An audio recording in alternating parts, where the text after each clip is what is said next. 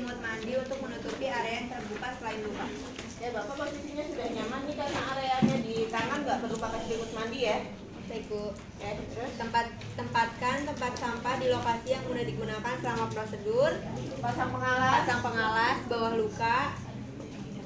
Pengalasnya tapi ini adanya dikasihnya yang steril doang. Oh pelasnya tadi disingkirkan ya. Ya udah. Ada pelasnya nggak? Atau apapun pengalas? Ya. Oh, videonya takutnya nggak dikirim sih, kan.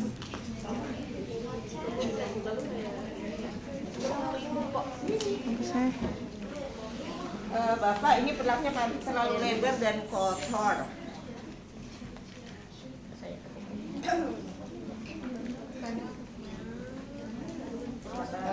Bapak permisi saya pasang pengalas di bawah tangan sudah terbuka duluan deh. Bapak saya pasang pengalas ya Pak ya. Dikasih kantong sampah kuning.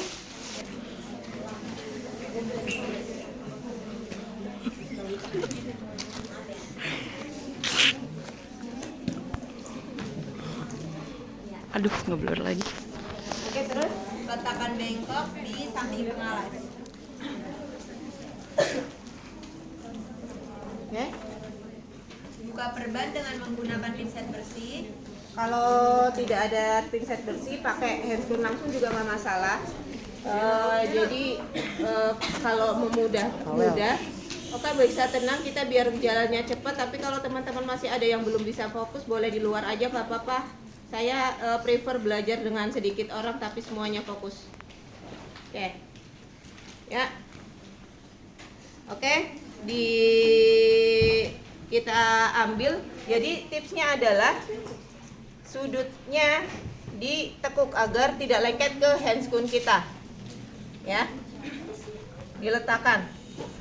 Kalau ada yang nempel, masih ada nempel, biarin nempel ya. Nanti diambil dengan pinset steril. Terus, nah ini baru diobservasi. Apa? Buang perban lama ke dalam bengkok. Buang perban lama. Tapi sebenarnya kalau tadi menggunakan pinset, bisa ada tong sampah kuning, diperhatikan lagi ya. Kalau sampah-sampah bisa langsung tong sampah kuning, yang ke bengkok alat-alat. Kalau ada dua, tapi kalau ada satu cuma bengkok ya langsung ke bengkok nggak masalah. Gitu. Ya terus? Lepaskan sarung tangan bersih. Tempat sampahnya boleh agak di kanan. Terus? Letakkan sarung sampah di kamera. Di sini aja, Bu. Nah. Nah, Kalau mau nggak kelihatan kayak gini semua nggak selesai apa yang dikorbankan. Kalau ini yang dikorbankan kamera. Oke. Buka set steril Ibu. Buka set steril. Ini dilepas nggak? Kan jadinya nggak dengar dia ngomong kan. Oke, dilepaskan handscoon steril. Tapi ingat ya, ketika ujian di sini harusnya ada badan pasien, jangan mindahin badan ini alat-alatnya ke badan pasien. Oke. Terus kita buka set sterilnya. Nah, ini saya agak gak nyaman ini. Boleh nggak mundur biar di sini untuk trolleynya di sini. Nah, dan di sana nggak kelihatan. Maaf. Ya, kita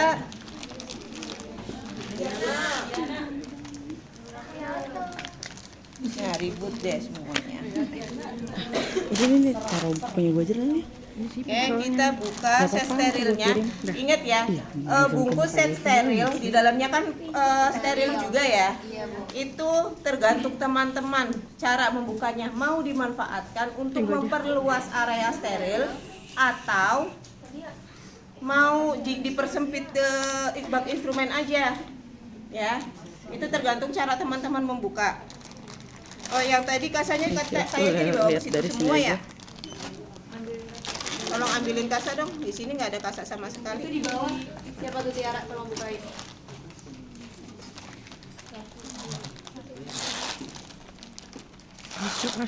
Depers. Di sana ada tadi kayaknya di belakang. Iya. Nah, ini udah sobek dari tadi ya.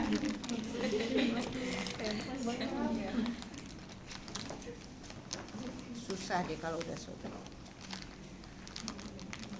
Oh. Nah, jadi kalau saya tadi cara membukanya memanfaatkan agar area sini juga bisa digunakan untuk area steril. Ya. Jadi ini steril, diapersnya juga kita steril, yang kita butuhkan semuanya diletakkan di area steril.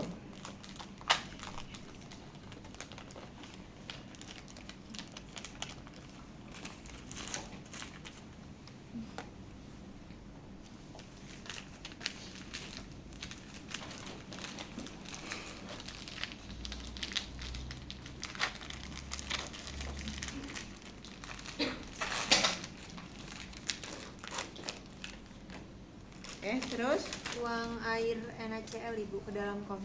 ini kebetulan komnya terbuka, jadi nggak ada kesulitan. Kalau komnya tertutup dengan salah satu alat, ya teman-teman pinter-pinternya mindahin alat itu. Misalkan ketutup ini nih, pengalas yang biru ini, ya gimana caranya biar pengalas biru itu bisa geser? Apakah teman-teman mau pakai handscoon steril satu dulu, atau mau seperti apa digeser-geser biar terbuka komnya? Itu pinter-pinternya kalian, ya itulah artnya kalian, ya.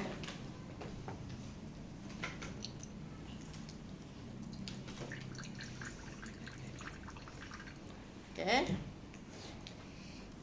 Kemudian Gunakan sarung tangan steril untuk supratulnya belum dibuka. oke, di PA memang belum ada, nggak ada supratul ya. Tapi kalau untuk luka-luka yang post-op setelah ada hektingan, kita tetap persiapan supratul. Ya kalau ini belum dibuka, kita buka sudah seperti diajarkan Bu Un, sudah ya? Sudah. Jadi harusnya kita tinggal memperlancar aja, dibuka sebagian saja agar kita bisa mengaksesnya dengan tangan yang terpasang handscoon steril. Oke, kita letakkan di sini, kemudian pakai Sarung tangan steril. sarung tangan steril. Buka-buka bungkusan, jangan bingung lagi ya. Kemarin ujian masih pada bingung sepertinya. Yang di saya sih, nggak tahu di tempat lain. Ya, jadi di sini kalau ada tulisannya peel down to open, ya berarti di peel down. Bukan disobek. Kalau memang here, ya berarti dicobek. Tuh ya. Iya. Ini harus dibuka semua atau boleh diambil? Sebenarnya boleh diambil, boleh Bu. Ya, sterilnya di Dua-duanya dalamnya. boleh. Dua-duanya boleh. Kalau teman-teman mau buka semua nggak masalah. Kalau diambil seperti ini nggak masalah. Cuma diambil seperti ini resikonya apa? Ya, Yang ini berarti area luarnya sudah tidak Steril. Kita memanfaatkan area sterilnya yang Di dalam dalam. aja. Tuh. Yang dipakai tangan dominan dulu atau non dominan? Dominan. Nah, saya memudahkannya langsung ambil daripada ini buka tutup suka ngeribetin kan? Ya. Ambil tapi posisinya yang tinggi di atas area steril. Kalau jatuh tepat area Steril. Dipaskan. Ini posisi gambar di sini itu punya arti ya. Ya ada gambarnya seperti ini, ya kita ikutin posisinya seperti ini. Jadi langsung. Oke, terus sudah pakai handscoon steril, gunting supratul. gunting supratul sesuai dengan kebutuhan. Mana guntingnya? Kita geser aja ke sini biar terbuka areanya.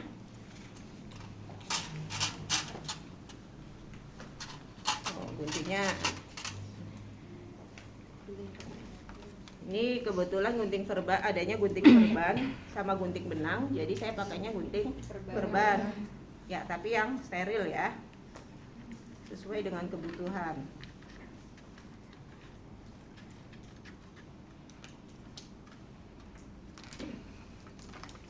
Ya, ini masih steril semua ya. Iya Bu. Oke, terus Gunakan sarung tangan pada tangan lambung. nggak ada yang perlu disiapkan lagi. Udah ada, habis ini pasang pengalas steril di bawah area luka. Oke, kalau teman-teman sudah memastikan nggak ada yang perlu disiapkan lagi, oke pasang. Cuma sebelum pasang, kalau dari saya sarannya, kalau sebelum pasang handscoon yang steril, pikirkan baik-baik apakah harus ada yang disiapkan lagi atau tidak. Jadi teman-teman bisa aman ketika melanjutkan tindakan lainnya. Tekniknya kurang lebih sama. Ingat ya, makanya di bagian dalam saya pakainya di atas area steril. Kan jadi aman. Oke, terus Pasang pengalas steril di bawah area luka. pasang pengalas steril di bawah area luka. Ini harusnya berarti bapaknya bisa ngangkat tangan ya. Kalau nggak bisa pakai pengangkat tangan, ini makanya saya bilang tadi, pikirkan baik-baik apa yang harus kalian siapkan. Kalau memang bapaknya nggak bisa ngangkat tangan, pasang dulu tangan yang satu, bantu angkat gitu ya. Bapak boleh tolong bantu angkat tangannya, Pak? Bentar, bengkoknya ketutup katanya. Sebentar ya, Pak ya. Oke, boleh diletakkan tangannya, Pak? Aman kan? Terus Basahi dippers dan kasa dengan cairan NaCl. kita tentukan berapa banyak dippers yang kita butuhkan dibasahin, berapa banyak kasa yang kita butuhkan dibasahkan ya. Saya pilih dibasahkan, saya seringnya milih angka 3. Jadi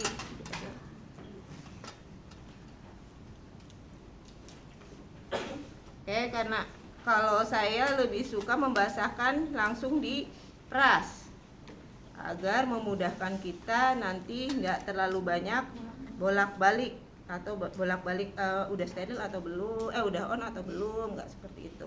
Kalau 3 nggak yakin, ini kebetulan dikasih dippersnya banyak banget, biasanya sebungkus cuman 5 ya. Kalau cuman 5 ya udah 2 biarkan kering, 3 dibasahkan.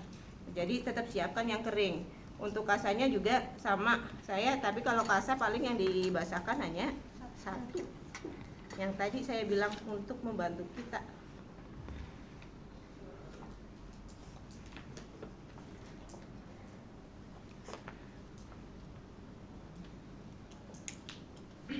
Oke, terus Dekatkan kasa yang telah dibasahi NaCl dengan luka di area steril.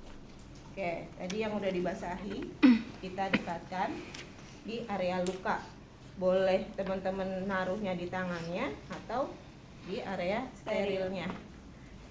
Terus Angkat simpul jahitan dengan tangan non dominan menggunakan pinset chirurgis. oke, pinset chirurgisnya di sini nggak ada. Oh, ada ini. Oke, pakai ada pinset chirurgis, ada gunting tadi, gunting benang ya. Posisi gunting benangnya ada di bawah, bukan di atas. Kalau ini di atas ya. Nanti kalau posisi gunting kan kita gini, ini akan ada di atas. Posisi cekungannya di bawah ya, paham?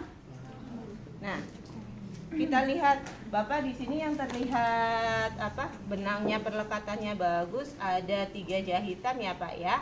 Jadi saya akan angkat 3 jahitan ya Pak ya. Permisi ya Pak ya. Oke, yang diangkat adalah pertama yang chirurgis, angkat simpulnya. Pinset chirurgis, angkat simpulnya. Kemudian yang bagian cekungan masuk di area bawah simpul, bukan di atas simpul, bukan begini ya. Kalau ini kan di area atas simpul nih ya, tapi kita masuknya di bawah simpul, makanya diangkat simpulnya dulu. Di bawah simpul nih, di bawah simpul ini. Nah ini makanya saya bilang kayaknya udah nggak bagus, karena udah tumpul dia, nggak bisa masuk ya. Bisa geser. Nah. Oke, Bapak saya gunting benangnya ya Pak ya. Bapak kalau nyari bisa nafas dalam ya Pak. Nah ini masuk lewat bawah simpul, kemudian kalau sudah masuk gunting. Nah kalau tadi masih bagus guntingnya, dia bisa langsung ngegunting ini. Nanti minta diganti aja nggak apa-apa. Nah tujuannya apa? Kalau kita di bawah simpul, maka benangnya terpotong adalah bagian yang di dalam tubuhnya pasien. Benang yang di atas tidak masuk ke dalam tubuh pasien. Paham maksud saya? Paham. Enggak, Bu. Jujur aja kalau nggak paham mah. Nih, saya ulangi lagi ya. Saya contohkan yang salah. Kalau misalkan saya ambil potong dari atas nih, apa yang akan terjadi? Ini di luar kan? Ini di luar, ditarik masuk ke dalam tubuh kan? Jadinya apa yang akan terjadi? Infeksi juga, gak cuma sakit. Kalau sakit mah digunting bagian mana aja sakit kan? Cuman itu karena udah terkontaminasi bagian luar, masuk ke dalam tubuh. Kita belum tahu benar-benar di dalam tubuh itu apakah benar-benar sudah sembuh atau belum. Nah, takutnya kalau belum sembuh ada bakteri yang di luar sini nempel ke dalam. Nah, itu makanya yang benar adalah simpulnya diangkat. Ini terlalu kencang sih kalau saya bilang. Simpulnya diangkat dari bawah simpul, yang nempel ke kulit itu digunting. Nah, jadi nggak ada benang yang dari luar masuk ke dalam, langsung keluar, terus diangkat, tarik. Paham? Paham. Oke. Saya ulangi sekali lagi ya. Simpul diangkat, masuk ke sebagian bawah simpul, kemudian digunting di dekat kulit, tarik, udah lepas.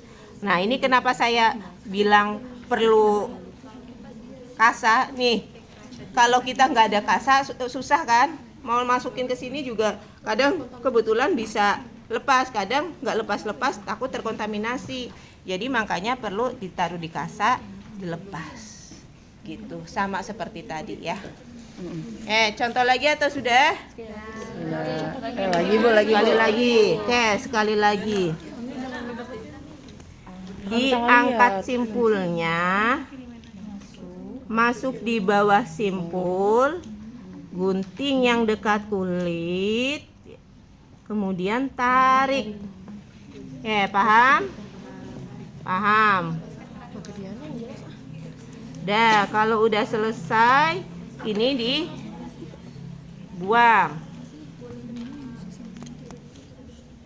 Biru-biru steril nggak? Steril. Nggak masalah. Nah, jatuh deh. Kalau udah jatuh, terlanjur jatuh, biarin dulu ya. Ada yang jatuh-jatuh, teman-teman posisinya udah pakai handscoon steril, biarin dulu ya. Paling kalau kurangnya 1 ya -1 doang. Kalau kurangnya 1. Ya, gitu. Nah, oke, terus langkah berikutnya. Bersihkan luka dengan cairan NaCl dengan menggunakan kasa atau dippers dari arah keluar atau simpul. Oke, saya menggunakan pinset yang tadi aja yang masih bersih ya. Yang masih bersih, dibersihkan lukanya. Ini kebetulan ada 2 luka ya, berarti dua-duanya dibersihkan. Ya. Dibersihkannya sama ya. Dari dalam keluar sekali usapan. Buang. Ini kebetulan karena sampahnya udah penuh, gampang jatuh. Kalau ada luka lagi, dalam keluar, buang. Kalau belum bersih, lakukan lagi. Ya.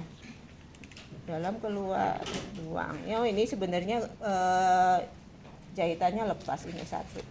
Oke, terus Keringkan luka dengan menggunakan kasa atau dippers. tadi dippers yang kering dipakai buat mengeringkan. Kan jatuh lagi deh. -2 kata Ibu. Terus Tutup balutan luka. Tutup luka dengan kasa, kemudian pasang plester menutupi kasa, baru menutup balutan luka dengan steri-strip. Oke ya. Berikutnya kita pasang Supratul. dulu. Kalau ada 2 luka berarti kita berikan 2, kita potong lagi aja.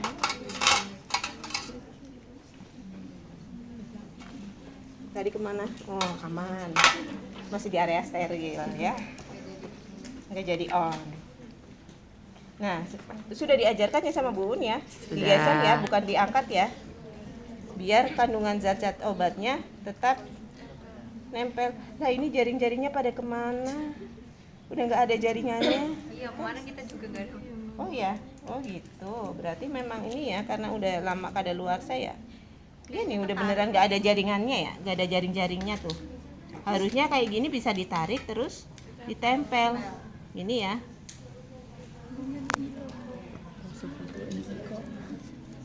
Coba cek di ada.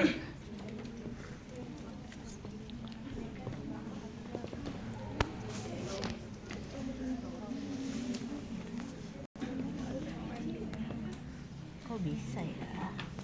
Kok gitu? Oke. Terus Baru menutup balutan luka ya, Bu? baru menutup balutan luka. Oke, boleh ambil pinset, pakai tangan juga nggak masalah kalau masih steril ya. Oke.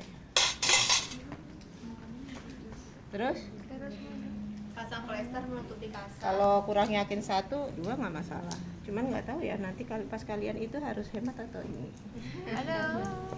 Biasanya hemat, Bu. Hemat ya. Ini Hipafitnya ternyata dari tadi nggak ada.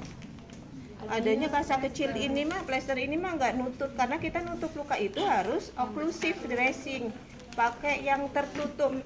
Kalau ini nggak menutup. Nah, Nice. nah kalau sudah nempel kayak gini sudah boleh on? Boleh. Boleh. Boleh. Makanya karena saya akan mengonkan diri. Ya.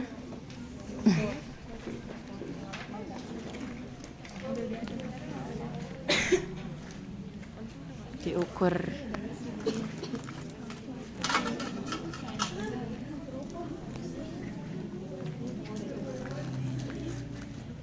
Ini posisi alatnya juga sudah boleh on ya.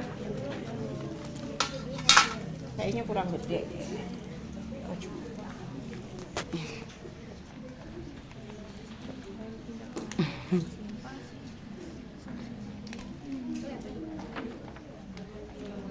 Tuh kan.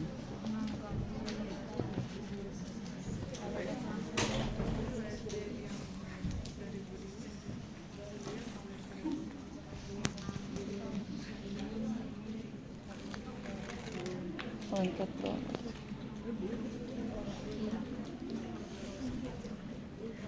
Nah ini agak kurang kesini dikit, saya tambahin dikit aja. Harusnya agak geser ke tengah dikit ya. Iya.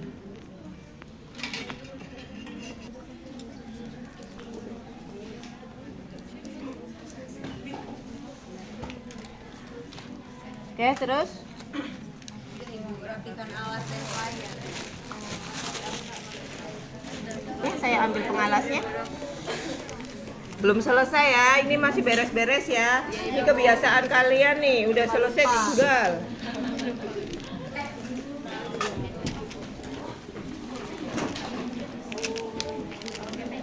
Aneh, kepo banget sih lu. Lengket itu. Ada lagi nggak? Itu Ibu yang kondisi luka pasiennya gimana? Oh kondisi luka pasiennya ya, tadi harusnya ketika dibuka sambil diobservasi ya saya bilang. Jadi disampaikan ke pasien, Bapak tadi tindakannya sudah selesai. Tadi ada jadinya berapa sih saya angkat jahitan 4 apa 5? 4 ya. Tadi 4 jahitan yang saya lakukan pengangkatan karena kondisi lukanya sudah mengalami perlekatan ya Pak. Jadi ada kurang lebih ada 5 jahitan yang tersisa yang di luka pertama, di luka kedua masih ada 7 jahitan ya Pak ya yang tersisa. Itu yang sisa terlima sih sepertinya sudah bagus Pak. Nanti kita semua berikutnya di besok barangkali kita bisa diangkat lagi jahitannya ya Pak ya. Kalau yang untuk yang luka yang satunya yang masih 7 jahitan kita akan evaluasi lagi ya Pak. Kayak ada lagi? Sudah Ibu, cuci tangan sama dokumentasi. Bapak sebaik sekali sudah mengikuti instruksi saya tadi. Saya akan kembali dulu ke nurse station. Jika Bapak butuh bantuan, Bapak bisa pencet bel di samping tempat tidur Bapak. Selamat sore Pak. Ibu, ini di sini ada evaluasi tanda-tanda vital, itu gimana Bu?